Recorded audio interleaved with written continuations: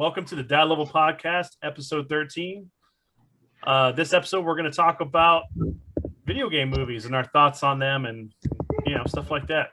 So, David, since you were the one who found the article, I'll let you start this off. It just kind of popped up in my feed as I was looking through it. It's from Screen Crush. They listed the 35, or actually it's 37. I got my number wrong. 37 movie adaptations, and they ranked them all. So like the bottom 20 is, every Uwe Boll movie that's ever been made, because that's all he made was trash. So I figure we'll skip all that, start at number 10, and work our way up to frustration. So starting off, number 10 is one that I think we've all seen. I don't know y'all's feelings on it. I know it's kind of mixed emotions depending on how much you wanted it to adhere to the source material. But Resident Evil from 2002, the OG Resident Evil movie, right? So I don't know how you guys felt about it. I like that movie, right? I'm not a huge Resident Evil purist, but for it just being friends anymore, David. For it being a movie, like for it just being a movie about zombies in a mansion, the big underground lab, there's a dude who gets like sliced and diced by a laser grid. I can't say that I don't dislike that. It was fun for what it was.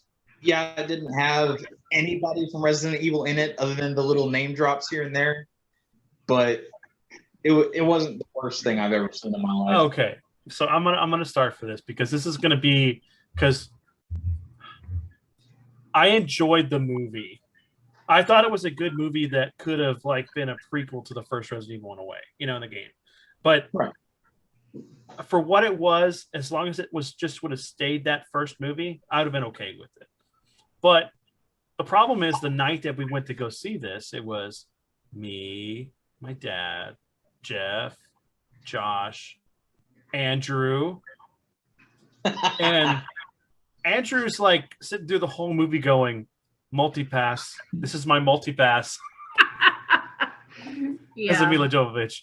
But the funny part about that movie was the fact that we're sitting there. Yeah, you were there. Okay. So we're sitting there and we got the most obnoxious group of people behind us. And they're drunk. And Andrew and my dad are like, if they do not stop, I'm going to come around. I'm going to kill them.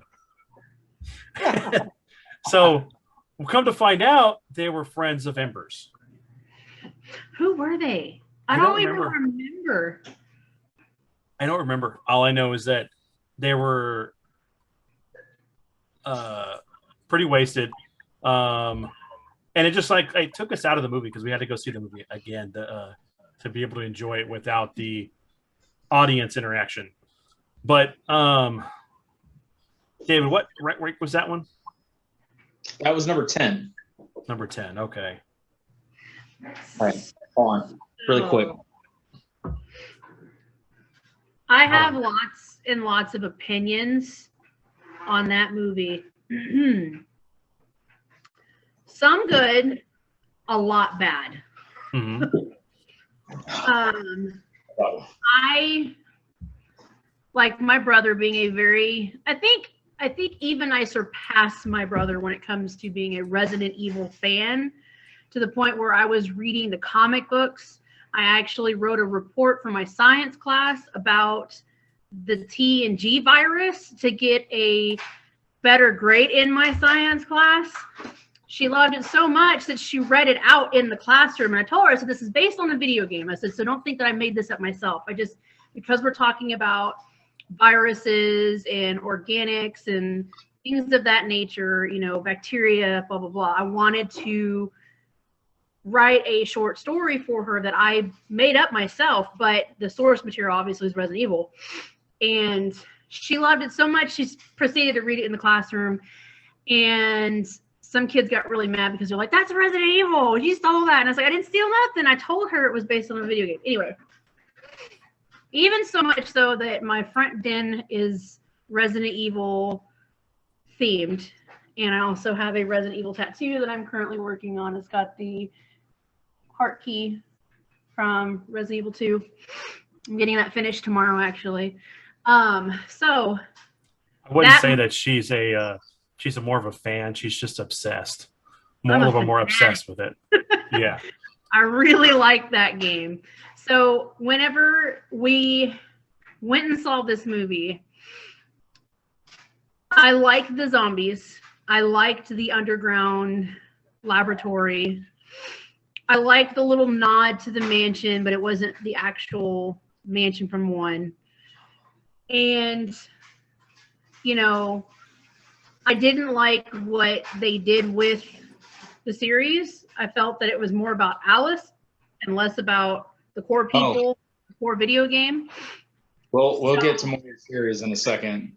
Yes. So it was a love-hate relationship for me with that very first movie. There were cool scenes to be able to see that were things that, you know, playing the games growing up that I was like, that's awesome. I got to see that, you know, live action. It's cool seeing the dogs. The obsession with the liquor. There were so many other monsters in the Resident Evil games that I felt they just kind of threw to the wayside, and I would have loved to have seen them more than just a liquor. So that's kind of where my disappointment as a fan came from, was that I felt like they just... Logan's back. Hi, Logan. Hi. I think they took the most popular things and just threw it in there for fan service and not really for those who actually enjoyed the game for what they were. The puzzles, just the story. So yes, love, hate. Loved some of the stuff, hated the movies and the series. So yeah. We're at 10, so I have to see where other things are on this list before I complain about it. Speaking of the Resident Evil series, number 9 is Resident Evil Afterlife. The 4th movie in the series, in case you lost track of which one is in what did it get up to, like 8 or 9 of those installments? Like, if I remember right, this is the one that for some weird reason they went to Alaska, then they came back and they were in the Umbrella headquarters. They had to fight Wesker. The big axe dragging headsman from Resident Evil 5 was in it for some reason. And this is the problem with putting all these Resident Evil movies in any kind of a list. I'll be completely honest. They all just run together for me. It's like there's the first one, which I remember because it was kind of interesting and different. And then 2 came out and it just went off the rails. And I still remember Andrew did a fantastic movie review write-up for the high school paper, which just blew that away, talking about how Nemesis looked like a fried pickle and all sorts of other fun stuff. And so, like, from 2 on, I can't even remember. And I'll just go ahead and move on to number 8, because number 8 is Resident Evil: The Final Chapter. How on earth you fit 3 of these movies in any top 10 list of video game adaptations blows me away. I mean, granted, all of the movies lower down on this list, again, like 90% of them are Uwe Boll movies. But I'd probably put, well, we haven't gotten further, but the fact that 3 of these movies is in a top 10, I don't understand. Like, by the time we get to the end, it's literally just, do you know these characters from Resident Evil? Here they are. Now we're going to have them go shoot zombies in slow-mo whilst jumping through the air off a building into a helicopter as everything explodes around it. So I guess mindless action film is fine, but that's crazy to me that the bottom 3 of the top 10 are the Resident Evil movies. Or we're gonna have Jill come into the police station, just start fucking cracking necks of all the zombies, like, you gotta kill them this way. I'm like, oh. They were bad, man. Now let's just take this on a different thing. Now, the CGI movies were great. Yes. Vendetta, Degeneration, and Domination. Yeah. Well, Domination was the first one, and then Degeneration and Vendetta. Great. And I can't wait for the new one. Because they actually follow the series and the storyline. But it's like, how can you totally miss the mark with the live action stuff? Because Mia Jovovich's husband has to keep her employed. Yeah. I like her as a person. I love her as an actress. I've got nothing against her or her husband or anything like that. I just feel that's what happens when you have somebody who's really not a fan of the game and more of just ooh, I see a cash cow, and they run with it. You know, it's like X-Men the movies. I know this is not a video game type thing, but when Marvel took over their characters and started making movies about them, they were really good. But then you had X-Men from Fox. Hey, X-Men and X2 were great. First Class was great. The rest of them are questionable beyond that. But Bryan Singer sucks as a director. At least three or seven were enjoyable. I would have to say those, you know, when they relaunched it, yeah, they were good. I liked what they did with Storm. Storm's one of my favorite characters growing up as a kid. She was a strong woman. She was a goddess. She had that African accent, you know, and she was claustrophobic. Like, she did not like being in tight spaces. In that whole scene, in that first X-Men movie where she's in the elevator shaft because of Toad, she would have flipped her shit, and it would have taken all of the X-Men to calm her. Hold on, but that led to one of the greatest single one-liners of any movie. What They happens did. to a frog when it's struck by lightning? The same thing as everything else. It pops. So Halle Berry has had the worst time of movies, Trouble in the dungeon. comic book movies, because I got on HBO Max because Amber has forever not believed me when I told her that the end of Catwoman is hilarious. And there's a part Don't bring up Catwoman. No. Halle Berry gets pushed into a plate glass window, and they have to horrible CG her back going through this window, and she's getting beaten by, who was it? Sharon Stone, I think.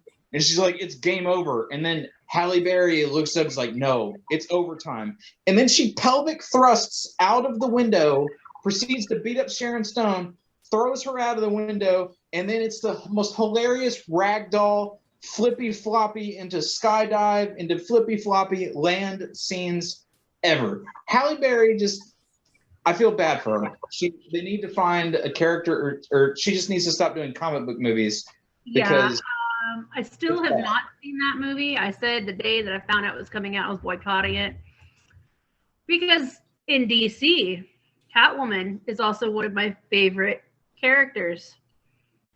You messed her up. I will not pay money. I don't care if it's free. I'm not wasting my life. I don't care how long the movie is on watching that trash film. Sorry for anyone out there who liked it, but that's not Catwoman. You're interested in Catwoman, go pick up a book about her. Comic books, there's plenty. Or watch the Batman animated series. Yeah. I will just always remember the end of that movie because I was working projection, or no, I wasn't working projection yet. I was an usher in the movie theater when that movie came out. And I walked in and stood there and I just watched the end of the movie waiting for people to come out so I could go and clean. And I just saw from that moment on, and it just got ingrained in my memory of, wow, this is some of the worst cinema I've ever seen in my life. This is awful. But anyway, so I think that pretty much covers the Resident Evil movies. Yes, yeah.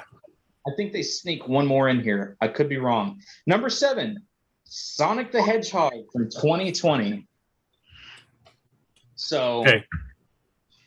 I don't know if somebody else wants to jump off on that one.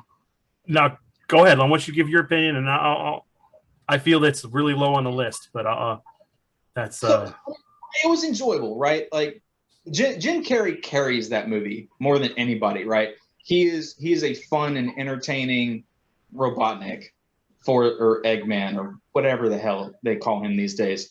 I lose track. But he was good, right? After they fixed Sonic's look and they took out the random Dangerous Minds theme from the music and you actually get into the movie, I'm always wanting for them to go more for these kinds of movies, right? So like in the beginning, when you're seeing the world that Sonic is in, it's like, that's the part of Sonic I want to see. I don't care about the mundane world. It's like, I want to see the clan of Knuckles ninjas coming after Sonic to get the Chaos Emeralds. It's like, that's awesome stuff. But for what it was, for what we got, for what we almost got, right? I really enjoyed the film. I thought it did a lot of really good things. And I'm looking forward to the sequel, like, and what they do with it. I hope they really give them the budget and the means to take that thing to the next level and show more of the Sonic world and more of those characters, because I think it would be even better for it. Rock Reconnaissance. So Vince, you go ahead and I'll say how I feel about that movie. So I thought it was great that the fact that the fan reaction got them to change the look of Sonic, to make him look traditional. And I felt that the character, I mean, they portrayed Sonic really well in the movie. But yeah, I completely agree with you on the fact that it should have been more in Sonic's world, and then maybe ended in the real world. You know, it's funny how in movies, especially things that are adapted from other source materials, that, you know, they give fans this like a taste of how cool it could be, and then they give us all this other garbage. You know, as much as I like Bumblebee because it was the only good Transformers movie in my eyes, other than the '86 movie. You have this awesome War for Cybertron beginning, and then you have this great moment where him, Bumblebee, and Blitzwing, which was ridiculous. It should have been, you know, one of the other Seekers. Because here's an opportunity, right? So you change Blitzwing, who's a triple changer, into a single changer. So he changes, double changer. So he changes into just him as the robot and him as a jet, at least that we saw. And then you add like two characters that never existed in any of the continuity of Transformers ever in any source material, and make them triple changers. So it's like, oh, hey, you like this? You want this? And then you kick this in the nuts. I mean, like, come on. And then on top of that, the fact that you had to force feed the whole and I know I'm going on a tangent here. You had to force feed the whole thing of like connecting this to the other crap movies that Michael Bay did, with the fact of Bumblebee being mute through the whole movie. You had a great voice for Bumblebee, and then when his voice gets taken away, you made him this like child. You know, you took the heart of the Transformers from the original cartoon in the comics and made him into this like puppy. And then on top of that, like when you get to the end of the movie and stuff, and he's saying goodbye and all that stuff, and then there's Optimus Prime going on the bridge, and then he scans the Camaro, and it turns into why would you take that whole thing from us of being able to give us the Mack truck, Optimus Prime, and a Beetle next to each other driving down the road? Vince, come back to us. Why? Okay. I'm gonna go back. But you know, Sonic's kind of that way. But Sonic was a good movie for what it was. I enjoyed the character moments in it because it was very a character-driven movie. And the CGI was good. I liked the whole like Sonic being able to do you know, using his powers and how they adapted that for, you know, real life. Yes, Jim Carrey was like stole the movie of being Dr. Robotnik, and then, you know, him on the mushroom planet. So it's like, is this a joke to Mario, the Mushroom Kingdom?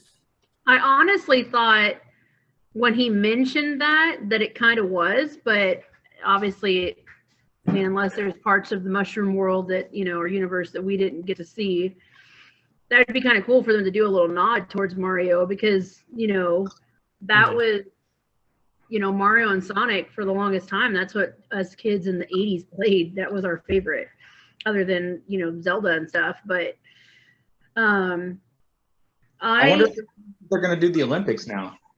Huh? So I wonder if I wonder if the crossover is going to be them doing the Olympics now. Never mind. Sorry. I apologize. That was bad. Dad joke for a dad podcast.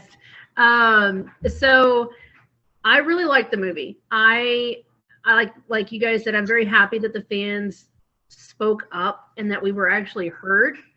that, we were like, we're not going to watch this piece of crap if this is how Sonic's going to look. Like, you have reference material on how Sonic looks. You've got not only the video games, there's comic books that have been made about him, there's TV shows made about him.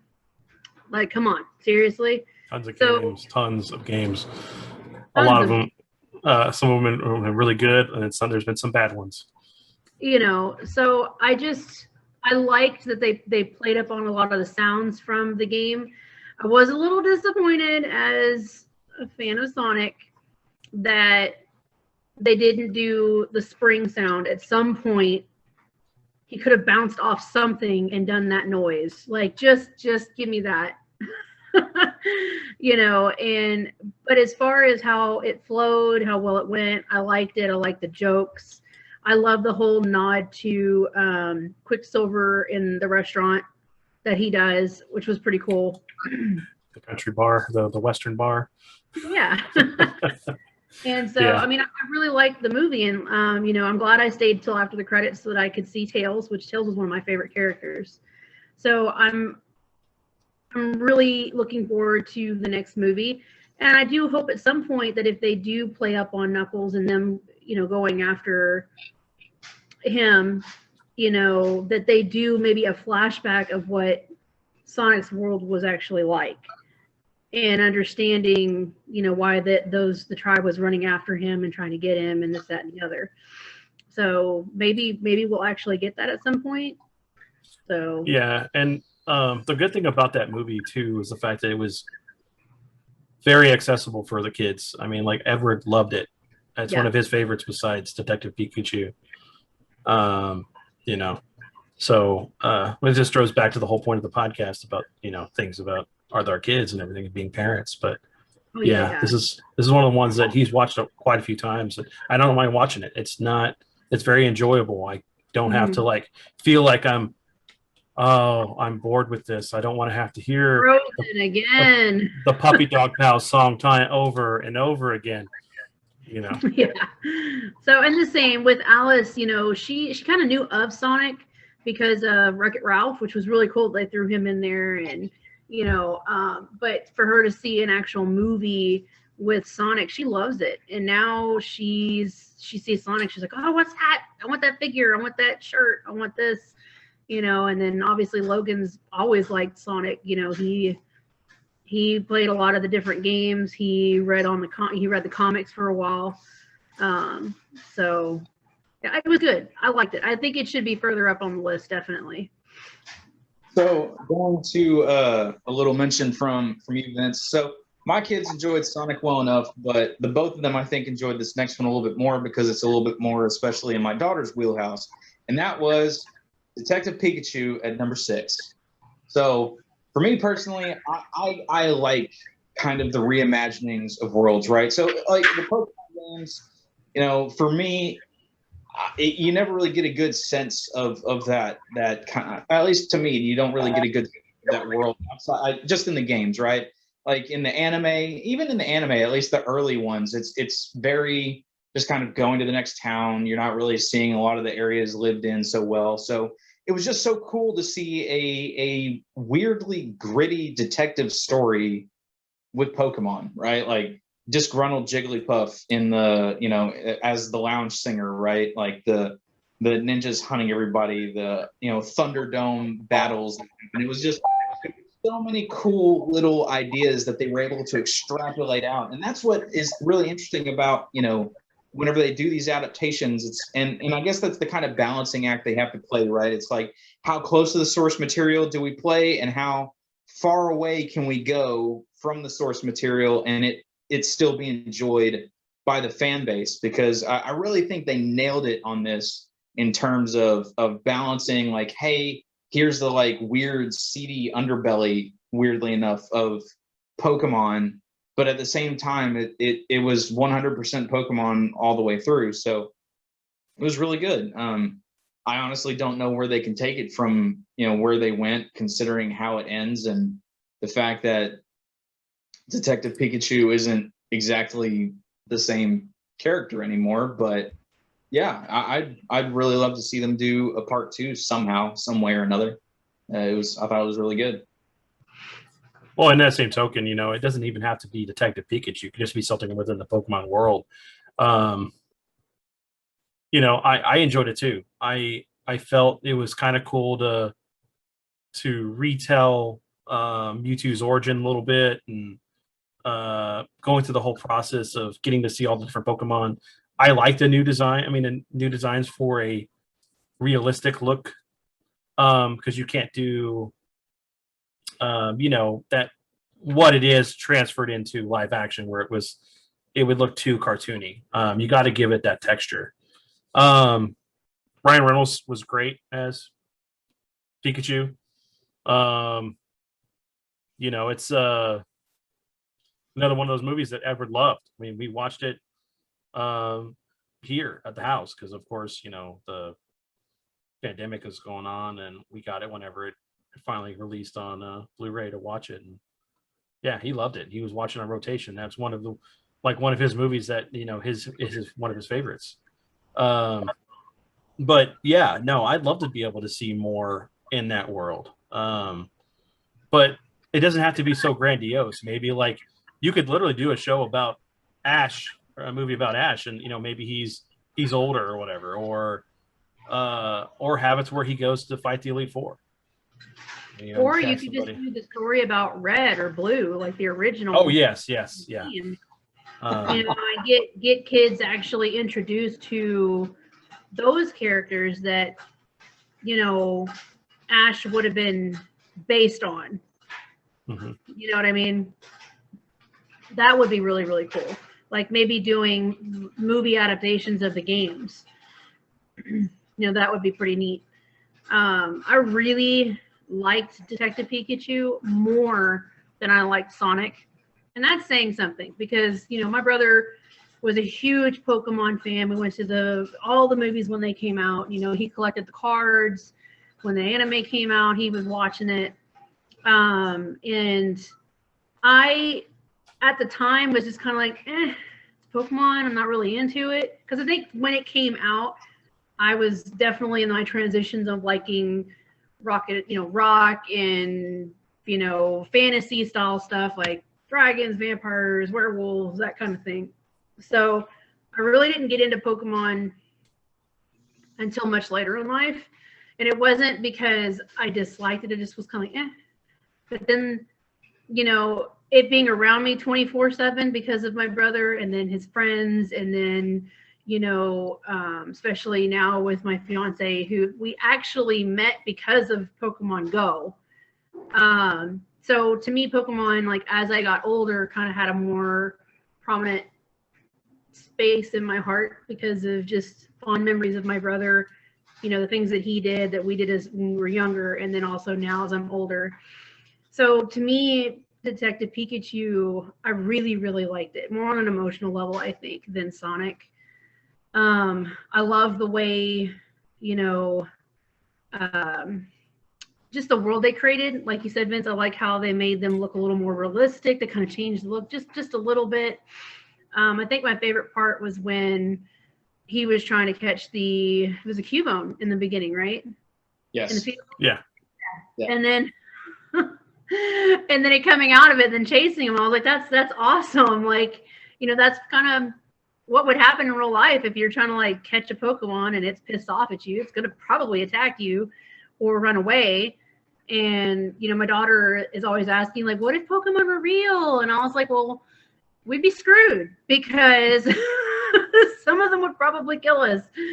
But I think to me that one, both Sonic and that one need to be much higher on the list. But I liked Detective Pikachu more than I liked Sonic for personal reasons.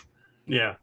Well, and just to touch back on that, and just because it's something I want to mention for my family and friends that would know part of this, but the reason why I got into Pokemon, I mean, technically, I was probably 17, 16 when it came out.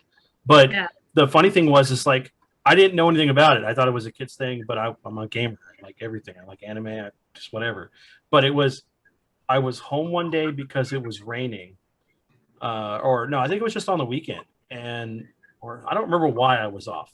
But I know as I was talking to Jason on the phone, and he's like, "Man, you need to check out this anime. It's pretty cool, but there's a game tied to it." And it was Pokemon. Of course, the very first episode I watched was, of course, the episode where Ash is going in and trying to catch he gets attacked by the Beedrills, and it gets Caterpie. I mean, yeah, Caterpie. like, yeah, and I'm like, but it's funny. It's just like it's funny when you get into certain cartoons or certain things, and it's like there's always an episode that like gets you into it. But I remember after I watched the anime, I was talking to my friends at school and stuff. There, I asked about the game, like Jose and Steven and stuff. They're like, "Yeah, we were playing the red and blue," and then I ended up the first copy of the game I got was yellow, with the Pokemon edition yellow Game Boy. Mm-hmm. But yeah, I mean, it's one of those things that my wife plays it. I play it with her. I play it with my son. You know, it's something to do. It's fun. I like the competitive nature. I miss going to the tournaments with James and stuff like we used to do. Yeah, I remember we went to see that one mall in Houston. I don't remember where it was. It was the Woodlands Mall. Yeah, they were having this huge Pokemon card game tournament. And the games. They gave you cards, and I think they were individually sealed Pokemon cards. And I remember I was a young teenager, so like I said, I wasn't really into it at that point, but I definitely went because Vince was going, so Dad took us, you know, and I remember getting the Pokemon card and stuff, and I was like, "Here, Vince, you can have it," you know. But it was cool enough to like burn into my brain and kind of just be in the background. And then my brother used to always call me a closet nerd because I was just baptized in all things nerd. And David can agree to this. Like for the longest time, I was just like, I was that girl in class that would just be kind of like all gothed out and stuff. And then somebody behind me would be talking about like Star Wars or something. And they would say like the wrong line or the wrong character name. And I would just be like, it's actually this. And they'd be like, oh, crap, actually, she's a nerd. And it was like, I just couldn't help it because growing up in this household, that's what it was like, you know. So, you know, Pokemon, it's cool. You know, now we collect the cards and stuff. Like I've actually started building my own deck and whatnot. But David froze in an infinite laugh. He froze in it. Yes, he did. That's a good pose, David. I'm glad. Call him, make sure he's okay. Your screen is like you laughing. Stuck there. Oh man, I'm gonna have to edit some of this out. This is hilarious. I'm gonna leave some of it in there. Damn it. Can you possibly like turn off the video? Oh, hold on. Okay, there we go. He just had to reset. Oh my god, that was hilarious, David. You're like, it was good. okay. But, yeah, if you want to like give your experience with Pokemon, then we can go to the next yeah, one. I mean, so Pokemon for me, right? So early on, you know, we went over this in a previous episode, but early on, you know, I had a regular Nintendo, but me and my brother fought over it forever, so ended up losing. So actually the console that I grew up with the most was the Game Boy. And if I'm really thinking about it, I would have to say that probably my first JRPG that I ever played was Pokemon. And you know, that led to me like begging my parents to get like the rechargeable battery pack for the Game Boy. It led to us getting the connecting cord because then my brother got Pokemon Red. I had Pokemon Blue because Squirtle was my favorite because Blastoise, like I had the player's guide and I saw Blastoise. I was like, man, that dude looks awesome. Meanwhile, my brother goes over and is like, man, Charizard looks awesome. So he and I would start battling in Pokemon, and I just always destroyed him with Blastoise because Charizard's a chump. And so, yeah, just kind of growing up with that. And that was, you know, that was where I started grinding out levels. I started, you know, going in and digging up players' guides and figuring out where secret stuff was and strategies to get certain, you know, fight. I did the whole thing, right? Everything that goes into JRPGs started with Pokemon. You know, I never really got much into the card game all that much. I had a bunch of friends that got really deep into it. But yeah, the games themselves, though, were really a formative part of my my childhood and growing up and my gaming growth as a JRPG person. But So anyway. speaking of the card game, and you saying that Charizard was a chump, He was a chump. He still is a chump. so this is a little off topic, but it's kind of okay. Anyway, so I've been working with resin lately, and I just recently got coasters, a mold for coasters in. So my goal is to create a coaster for every evolution. And so the colors are going to be matched with the card and everything. So I actually did one recently. I'm sure people who, if they watch this and they're hardcore collectors, are going to get mad about this card. However, I don't give a shit. So I made this. I know it's kind of hard to see, but I took, inspiration from the card, how it's black and orange and gold and everything. And you can still see the holographic portion of it, but it's resin, so it's in there forever.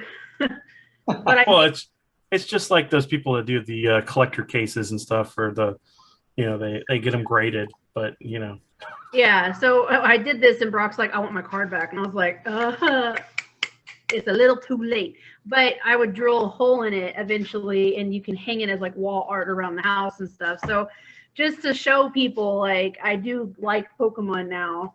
It just took me a little while to get into it.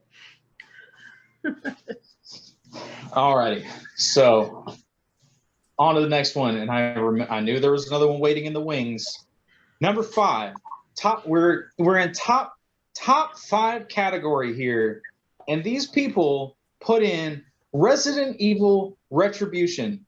I don't even know which one that is. Again, all of these start running together. This might be 5, 6. I don't even know. They're basically, it's like the Fast and the Furious series now. Yes. Hey, I'm a fan too, but I mean, it's getting ridiculous.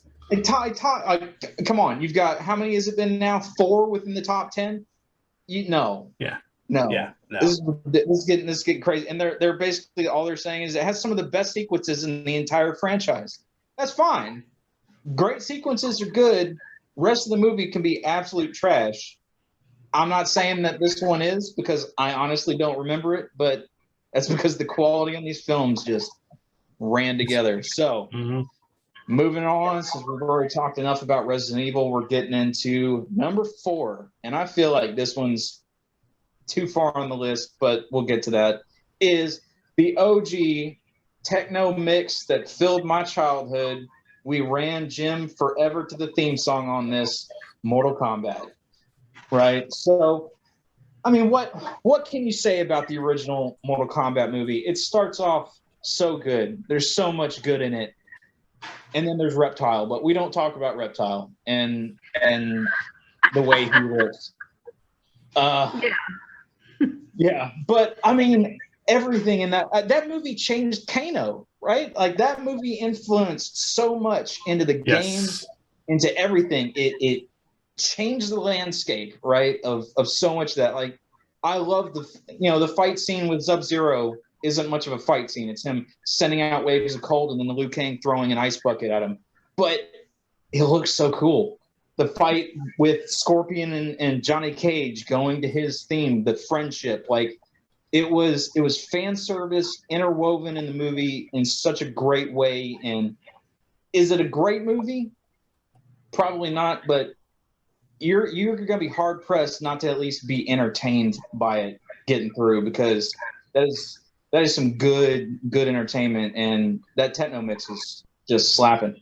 We still, like, every once in a while, somebody will say Mortal Kombat, and I'll start singing that damn song to this day. Yes, your might. Yeah, it's great. It's good stuff. Vince used to play the crap out of that CD when we got it. Yeah, that whole album was good. Yeah, no, the whole album's fantastic. But okay, so the funny thing is we talked about Resident Evil at number 10, right? The first one, right? Yeah. Now we're talking about Mortal Kombat at number 4. Number the funny 4. thing is who's the director of Mortal Kombat? This one. Oh crap! Wait. Go ahead. Mr. Go ahead and break it. Paul W.S. Anderson, the same director of Resident Evil. So it's funny though.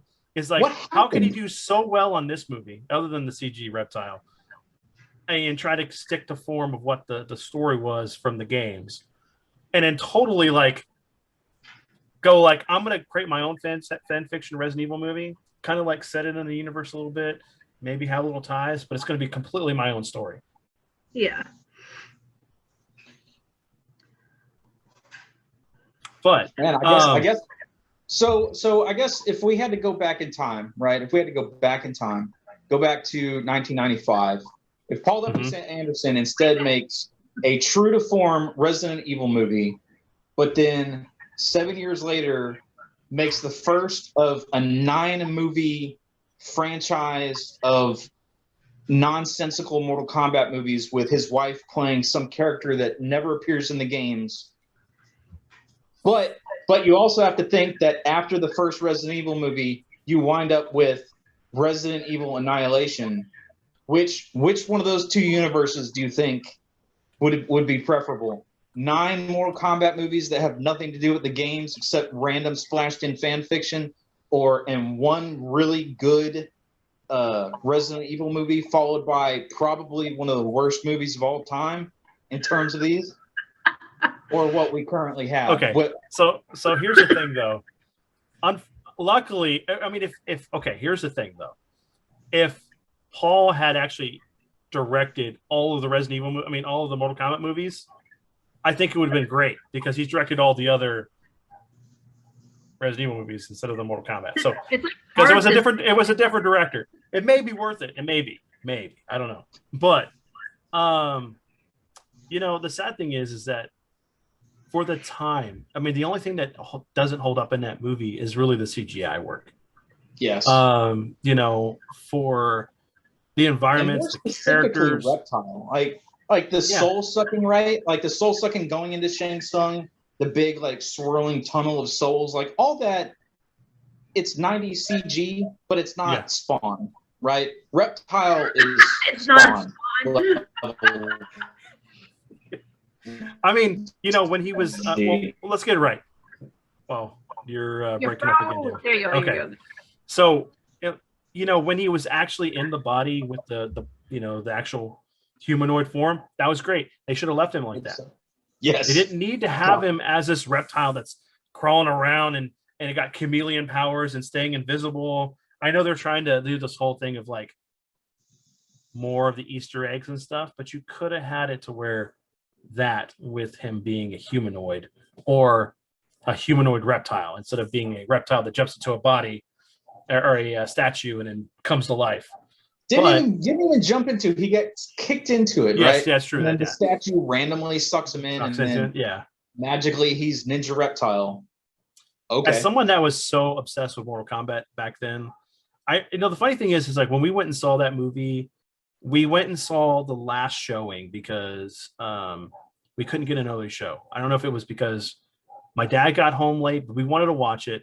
And my dad was like, I don't want to watch it tonight if it's going to be super late because we're going to be dealing with like the drunks and the teenage punks and stuff. And because of where we were going to go see it at. Somewhere in Alameda, I'm sure.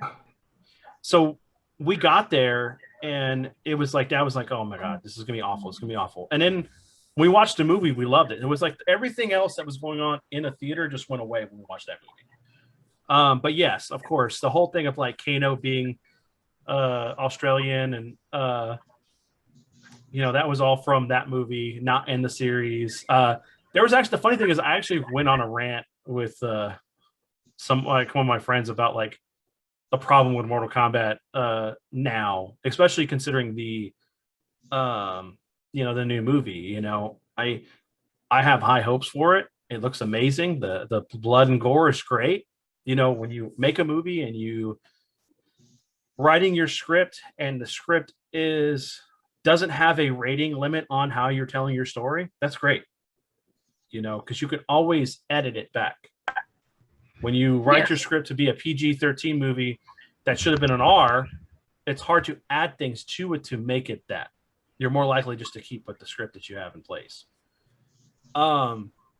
But I do have problems with the fact that they added a new character. I understand this new character is the audience through character, the person that the audience is relate to. So like all the dialogue and everything is being told to them, so like they get the background information.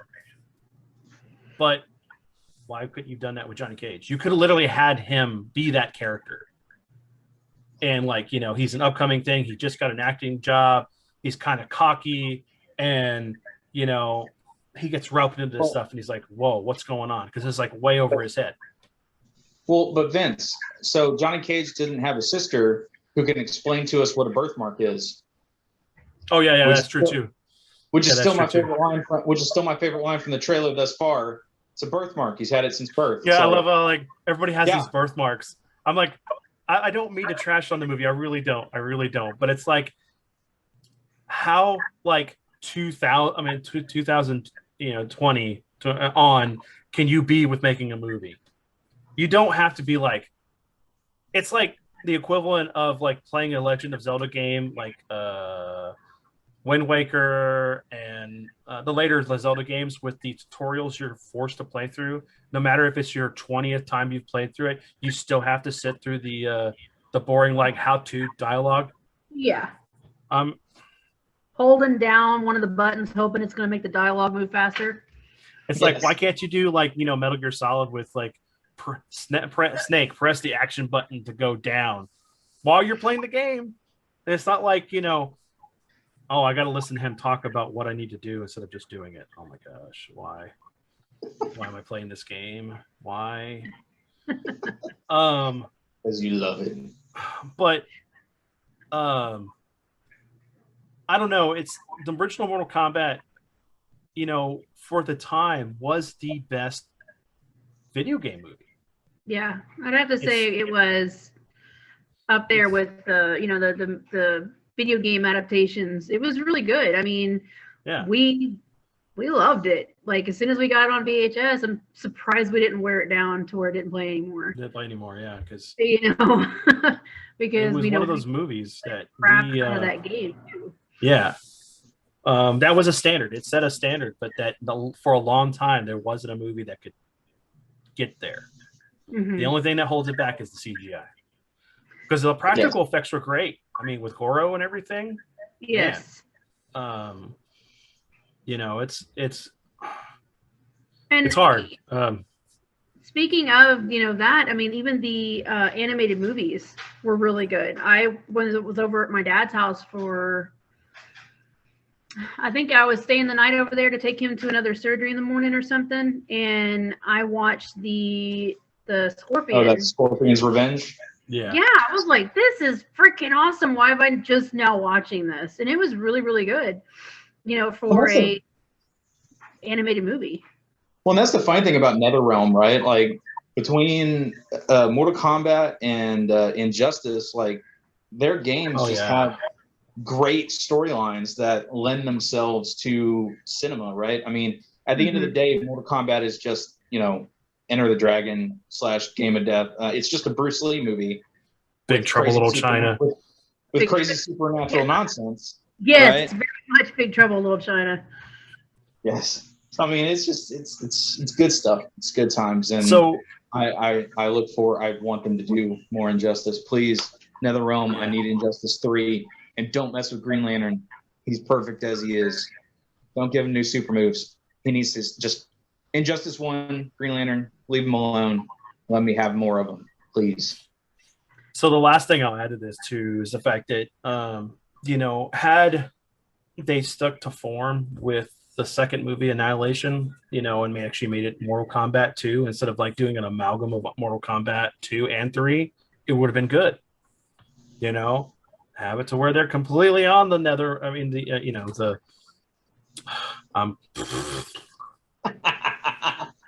It's late. Words are hard. Yes, it is. It is late. The you know, the Outworld, you know, why not have it just take place there? They get, you know, Sonya and Johnny Cage get kidnapped by you know, Shao Kahn, and you go there, and then, you know, the heroes go to do it because he wants to have another tournament, even though it needs to wait another 10 years.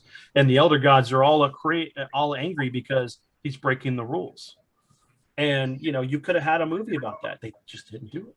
It was we needed more giant hamster balls is what we needed. Yeah. That's what they felt. They did audience screen testing. And they went through and they said, "What do you want more from Mortal Kombat?" And everyone came together and they said, "We want hamster balls." Yeah, Do y'all remember the TV series? Yes. Conquest. Oh.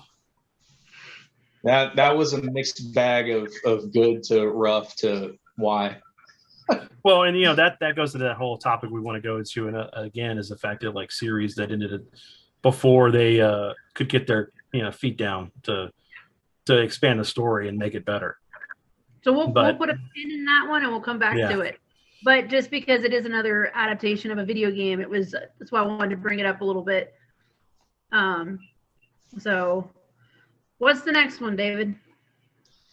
All right. Mortal Kombat was number 4. Number 3, I haven't seen. I've been meaning to see it. It just seems so stupid.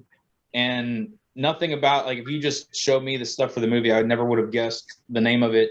Number 3 is Dwayne the Rock Johnson vehicle, where he's running around with a giant gorilla known as Rampage. Oh, yeah. I really enjoyed that.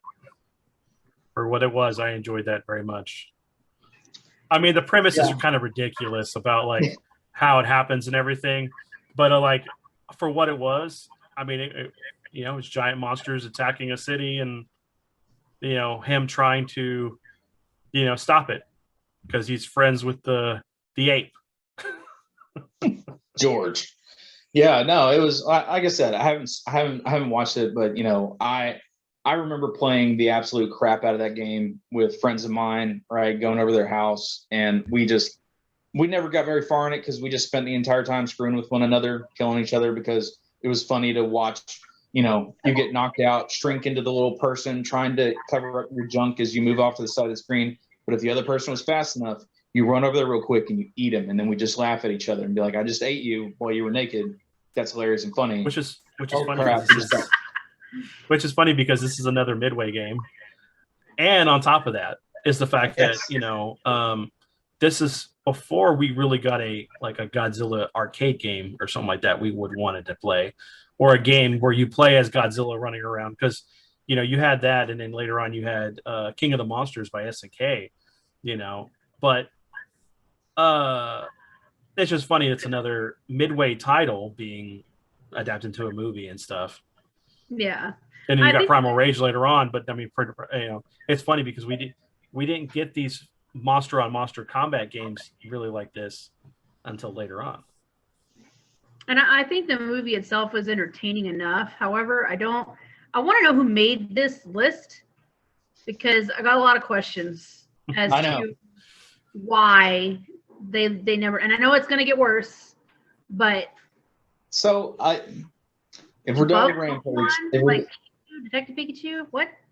Okay. All right. So if we're good with Rampage, right? We're all just kind of like, yeah, it was good. Okay. Enjoyed it. But I don't think it's better. It's not better than Sonic or Pokemon. So that's, So here we go. Number 2, and I kind of am mixed on this. First of all, I don't know. It felt like 30 minutes, but it might just be the first 5. Is for me nigh unwatchable because it is just a mom running around shouting the name of her child just incessantly. Silent Hill. So I've never played the Silent Hill games. I should have. I'm a bad person for not having touched any of the Silent Hill games. I know the reputation. They've all sounded so amazing. I've just never gotten into them. And this movie was creepy. It was weird. There were a bunch of weird faceless busty nurses. There was a big guy with a pyramid on his head that tore the skin completely off of a person and threw it at a church door. And there was a woman who was first violated and then ripped apart by barbed wire. So if those are the kinds of things that are normal for Silent Hill, then it's felt like this movie nailed it. It was just God almighty. It felt like the first half of this movie of just the mom running around shouting the name of her child. I'm like, okay, guys, we get it. The Walking Dead's going to do this years later with Carl. Coral. But they're going to spread it out over seasons of a TV show. Y'all are cramming it into the first 5 minutes of this movie. Yeah. Let's tone it down. Let's stop. Let's get to the weird monsters crap. I enjoyed it. One of these days, I'm going to get around to the games. Probably not, because they're a pain in the ass to find nowadays, especially now with the PlayStation 3 going down.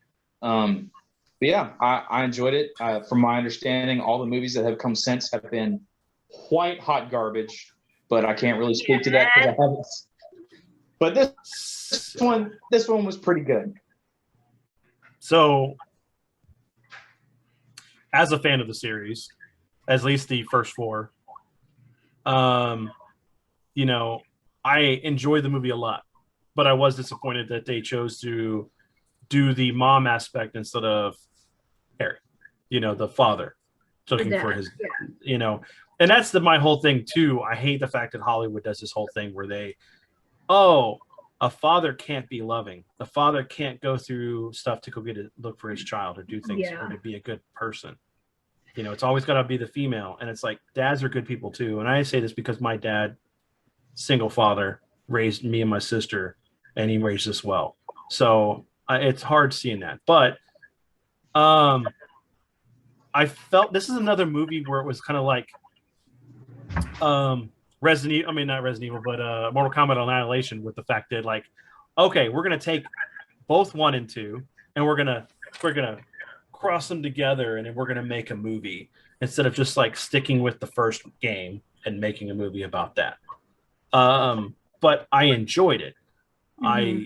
I love the atmosphere. I love the feel, the music. Everything was really good about the movie. I just really wanted to see more of the game represented of the first one than an amalgam of both 1 and 2. But Resident Evil, I mean, like, for me, Resident Evil is one series I enjoy a lot because we started playing it when it came out, and it's a big part of our family and our friends and everything. But Silent Hill was my game when it came out. Yeah, I like that horror. I remember watching you play it, but I remember when I tried to play it after seeing you beat 1, I get to the part where you go down the alleyway and there's the stretcher covered in blood, and I was like, no, fuck this game.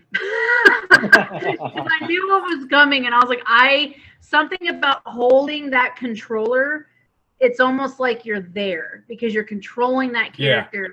And you have the same anxiety and suspense that they would, kind of like with Vince with the Resident Evil dogs in Resident Evil 1, going down the hallway and it busts through and he's like, drops the controller. He's like, I'm going to bed. Screw this game. I'm done. Because I don't think he remembered that part of it yet when he tried to get on and play it. But I really did enjoy watching my brother play Silent Hill. Especially, was it Silent Hill 3, where it was the little girl from the first one grown up? Yeah. Okay. Because I started noticing little things in the game that my brother would look at. He's like, that's creepy. Nope, going the other way. And I'm like, no, go back.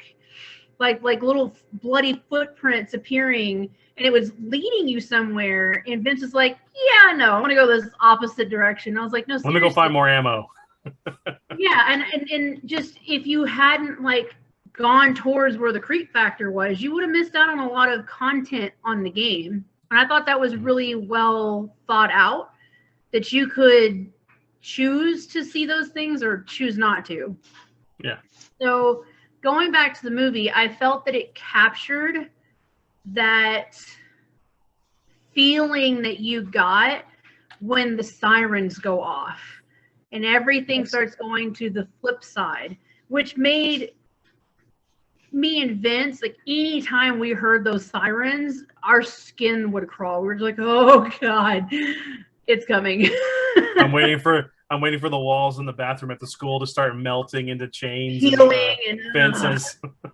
Yeah, and then, you know, I loved the monsters they chose to put in the movie, which were really cool. Seeing Pyramid Head, because he's scary.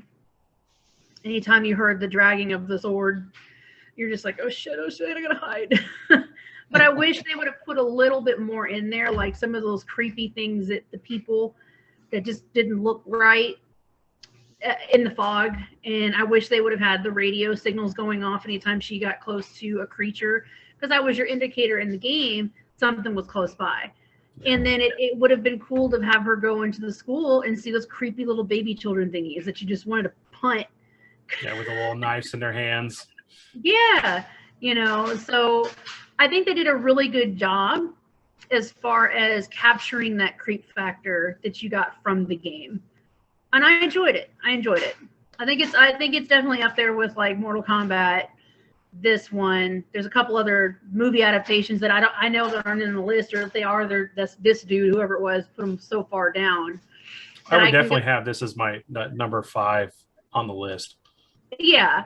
And then I think we talked about it earlier, but I actually really like the newest Tomb Raider movie because it reminded me of the relaunch of Tomb Raider, which I enjoyed those games a lot, actually.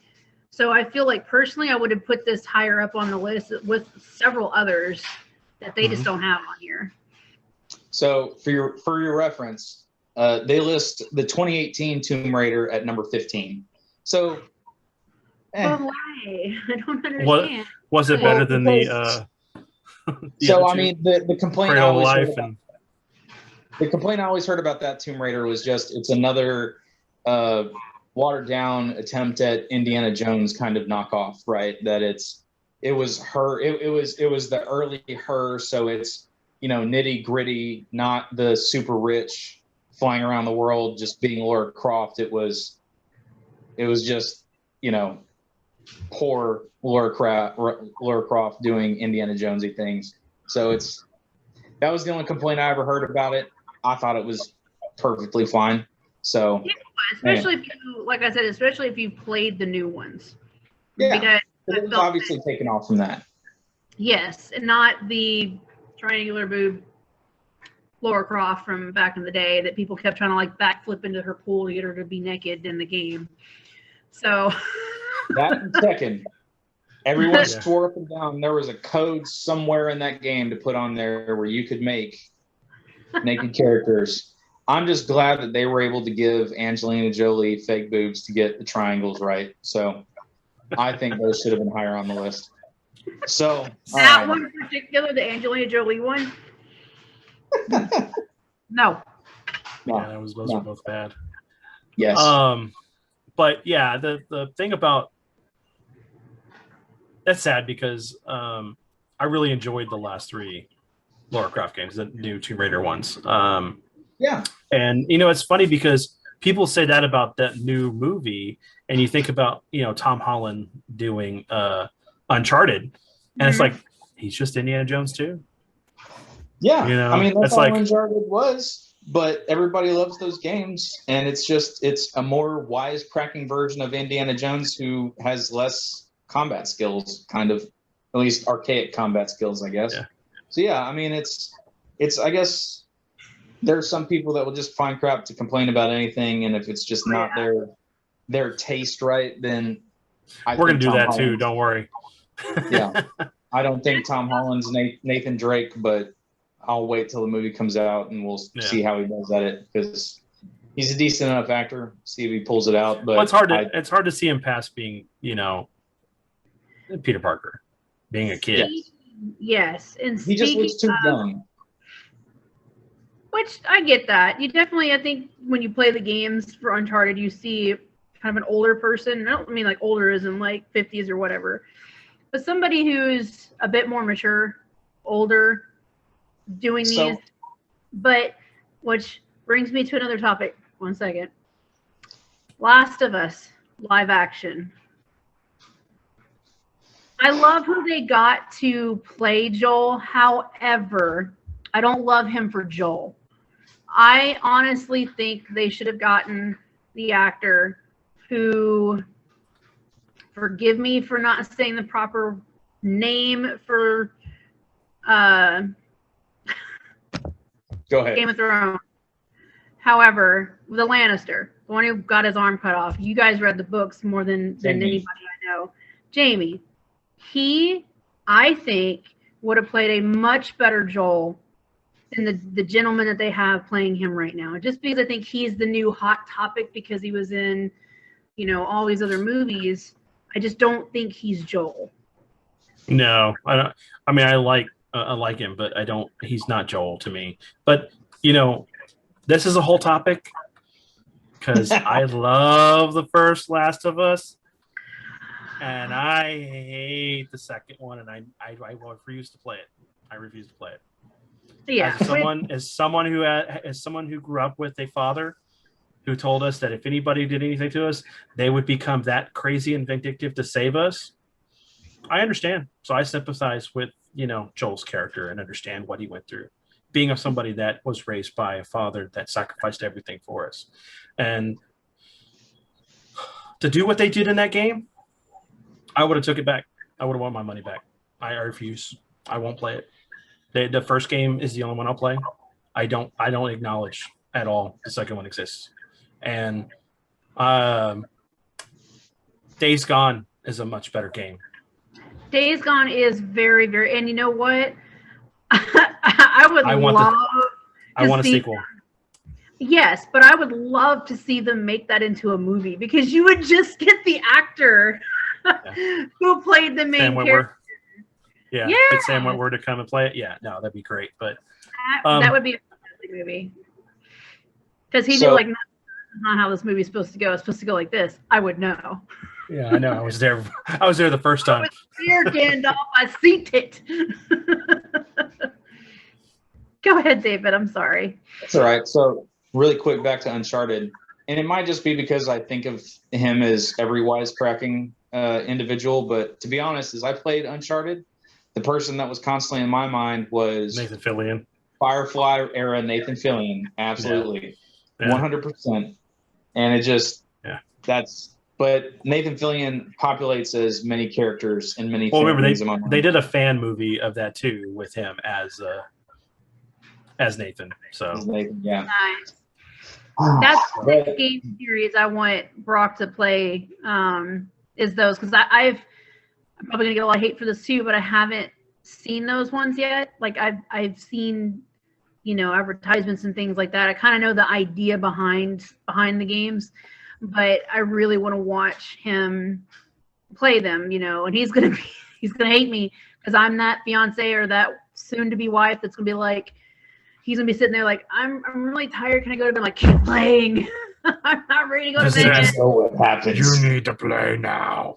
Which I'm floating, sure a lot levitating. of guys would love that, but he's like, I'm really tired. But yeah, the funny thing is we're talking about both these two properties are Naughty Dog, and if you can definitely tell the difference in you can definitely tell the difference in storytelling from Uncharted series and The Last of Us, especially Last of Us 2. But we'll get off that topic. Yeah. I just want a Jack and Daxter movie, and that's where I'll leave that. Too. So yeah, I would love that as well. So number one, let's just get this out of the way. Number one that they have listed here is Assassin's Creed, and I'll be honest, I forgot that movie existed. Until I saw this list. I saw it at the very end. It was like number one, Assassin's Creed. I was like, that was a movie? Oh yeah, it was. And Michael Fassbender was in it.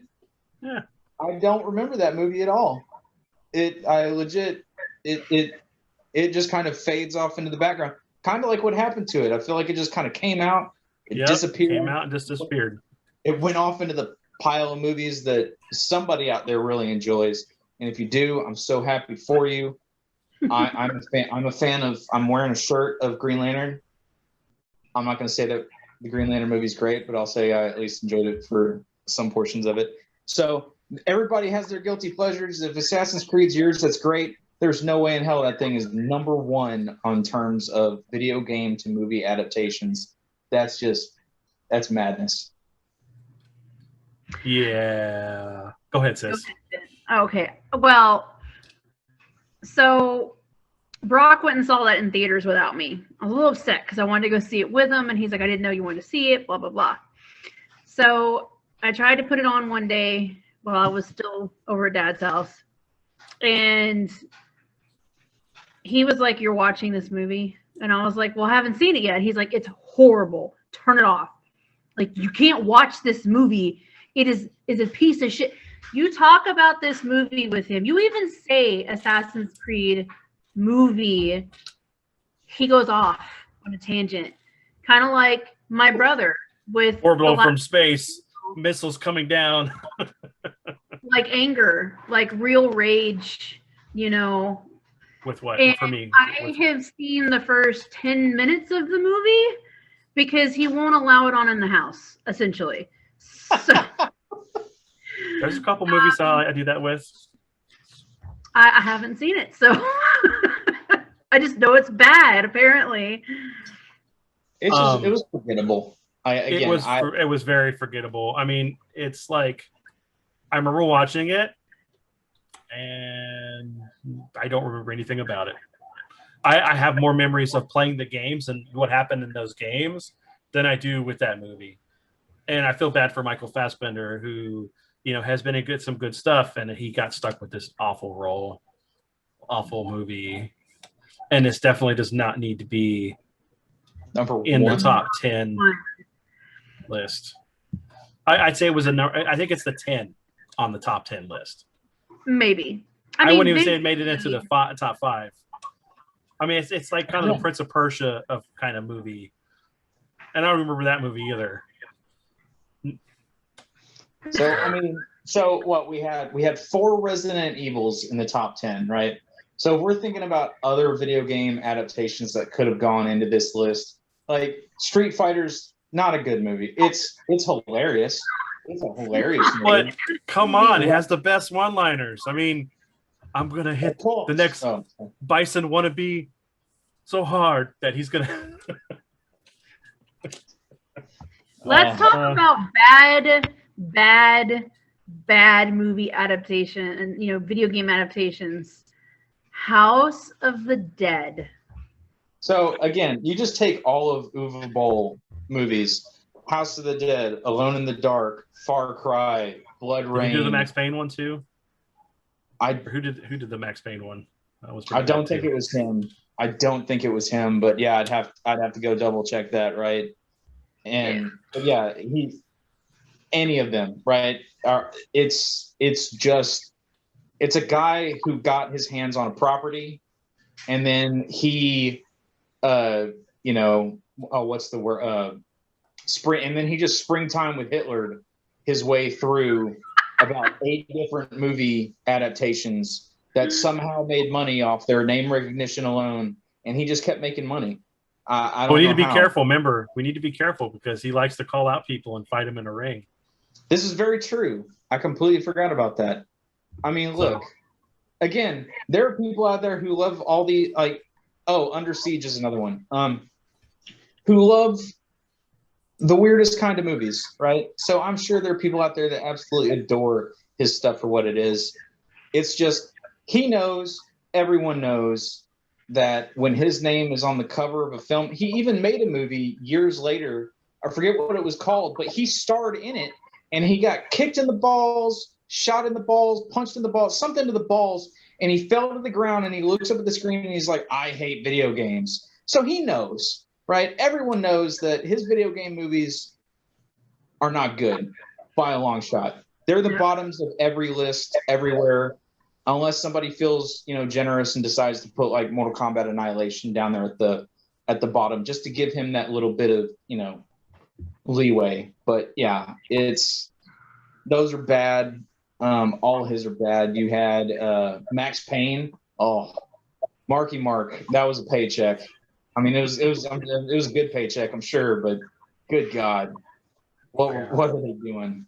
Not the person I would have cast to play Max anyway. So there's so many more movies out there that. Well, we haven't even touched the biggest one, the one that the main actor of it himself refused to acknowledge, swears up and down it was the worst decision of his entire career. Bob Haskins with the Super Mario Brothers. I was gonna say that one's another drunk. One. They're drunk on that movie most of the set. The sad thing is that the original script that they had for that movie, or is it the first or second script they had for that movie, was more Super Mario Brothers than the weird fungus growing. Geez. That movie was so bad, man. Oh, but man, you had some stuff in there. You had folks chewing scenery. It was funny because I thought just as a whim, I would show my daughter because she's all about, the animals winning and everything. And so like we watched Jurassic Park and she wants the dinosaurs to win, and we watched Jaws and she wants the shark to win. So I was like, oh hey, I'll show her. Legitimately, we were watching Jaws and she was don't get a bigger boat. She was cheering for the shark. Granted, she missed the part where the shark ate the dog, and I didn't have the heart to show her that part to see if it would flip her allegiance. But she's like, but what if it's at mommy? And then I was like, well, actually, technically in Jaws 3, you do find out that it wasn't. And she's like, see, don't kill the mama shark. I'm like, well, baby girl, I have some bad news for you. That thing's going to get its head blown off.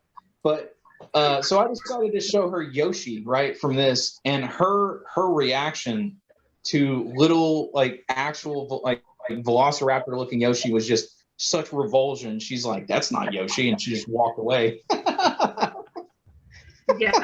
Yeah. I haven't even shown my daughter that movie. I think she would probably like, what is this crap, Mom? It's like early Jurassic Park special effects, They're working on the I mean, for it being a weird, off the wall, cyberpunk-ish, movie, I guess it's not bad, right? If you really want to if you want to eliminate Mario and Luigi and all that stuff, and just it's a weird, oddball, again, kind of cyberpunky sci-fi movie, it might be okay. It's just really hard not to hear him go, oh, my name's Mario, as in his first name is Mario and his last name is Mario. And Luigi. Luigi. His first name's Luigi and his last name's Luigi. Who? Why? I don't know. This movie will always live in infamy, though, with me, because it was rated PG-13. My daughter heard you talking about Mario, this movie, and she wanted to come give me a hug, even though it's way past her bedtime. And she's like, no, Mom, I need to listen to when it came out. I wasn't quite. My niece, who's a film critic or connoisseur. But anyways, so yeah, that one and Double Dragon. Oh God, there was Double Dragon and Wing Commander, right? Yeah, and I wanted Wing Commander to be so good, man, and I was like, it was just so bad. Matthew Lillard, I love your movies, man, but that movie was so bad. Movie we're talking about now. I'm sorry, I was trying to get her to go to bed. The fact that you're taking characters that are, technically in the game is Mark Hamill and the guy who played why am I forgetting his name? But who played Biff Tannen and stuff as his little bitty what was his name in that movie? Blair. No, Blair was Freddie Prinze Jr.'s character, I think. Yeah. But which movie are we talking about? Wing Commander. And then you had Malcolm McDowell in the movie. In the game, but you couldn't get him to be in the movie. It's like, what are you doing? Udo Kier. Oh, what the hell's his name? Damn it. Oh, jeez, hold on. David Warner was in it. Checky Cario. There we go. That's who I was thinking of. And Jurgen Prochnow. Jurgen Prochnow was in that too. It's like all these actors, and that movie was rough. So rough. But yeah, it's the more you think about it, it's like it's hard to think of a top 10 list of the quote unquote best video game adaptations to movies because 90% of them you're watching them surely for their cheese factor because of when they were made and how they were made and what was Tom available to Wilson. make them at the I don't time. know. I can't remember his name, but Tom Wilson. Gotcha. Yeah. But I think it would be easier, to be honest, to make a top 10 list of the worst. yes, Than it is to make the best, because it's hard to. Yeah. I mean it is, right? It's you're trying to adapt so much because so many of these games are either, you know, weird, just nonsensical lore that you're trying to like pull out a slice of time from it to try and make a movie out of, or you could just do Battleship and say, screw it. Here's Rihanna. Here's the dude that played Gambit in Wolverine. Go.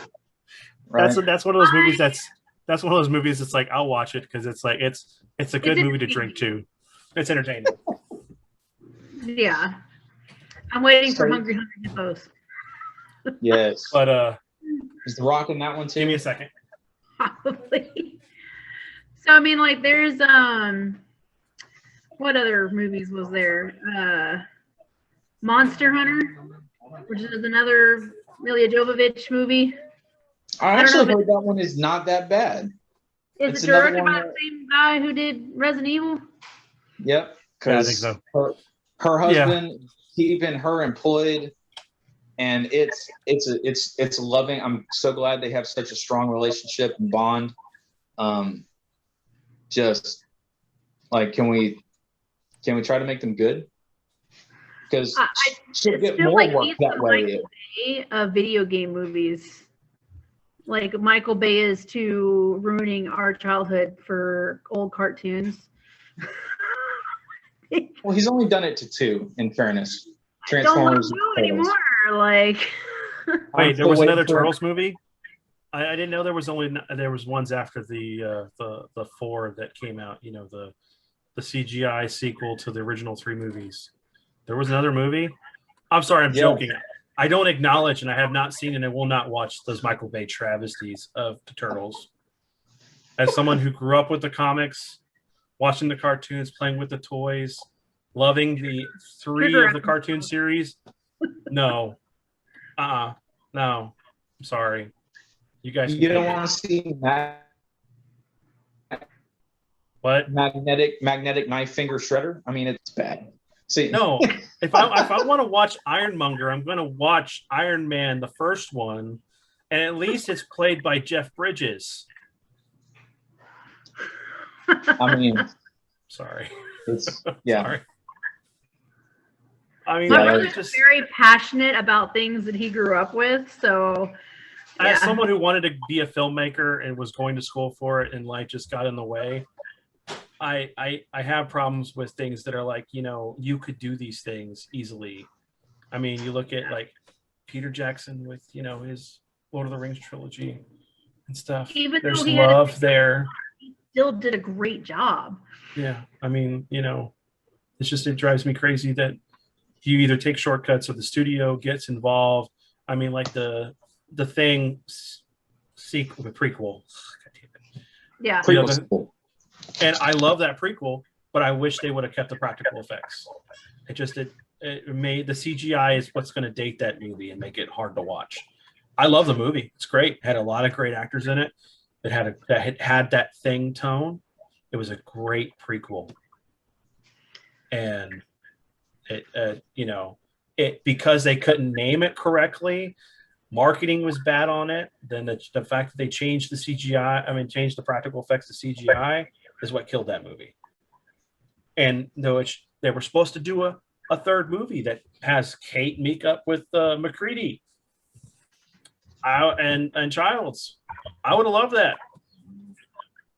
Sorry, I'm going into other films. I'm frustrated about, and this will be a whole other topic. So, yes. Any last things we want to add before we wrap up the episode? I think we pretty much touched on them, right? Video game movies are spotty at best, right?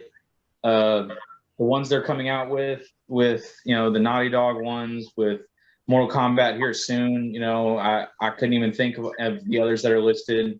the promise that is with Sonic, right? It's like there's good stuff possibly coming down the line. I hope they turn out well. I hope they're enjoyable, right? I hope we get a good, representation of this stuff. It would be good to see these things, but I'm gonna watch Mortal Kombat, and the rest of them, I'm not gonna hold my breath on. I'm really looking forward to the new Resident Evil that's coming out, the live action, because I think the creators of the video game had a much bigger presence in the making of this. I got to see a small little snippet of the the tanker truck rolling down Raccoon City that basically crashes and causes Leon and Claire to separate. And it was cool seeing that in live action. To this day, I can't drive next to those without being like, oh, you creep me out. So I'm looking forward to that. And I think, honestly, if we can compare, our dad's generation to our generation, I feel like we're just now starting to get really good comic book adaptations for movies. And I feel like we're starting to get that with the video game generation, which would be us, when that stuff really kind of launched and became what it is now. I think we're going to start seeing, I'm hoping, what Marvel has done for their movies, the same with video games. I'm hoping that the creators of the games are going to start taking hold of that and saying, no, if you're going to be doing movie adaptations of our video games, we need to be involved. And we're going to say whether this is going to go or this is not, because we have a fan base for a reason. You can't take a book that's a hot seller, make a movie out of it, and the only thing that's similar is a name drop or one character, but everything else is different. You're going to piss off the people who grew up loving that book. Same thing goes for video games. Mm-hmm. Video games are just a visual storytelling other than a book. Interactive storytelling, yeah. So I'm gonna leave this out with just here's a pitch for a movie, for a video game movie. All right, hear me out.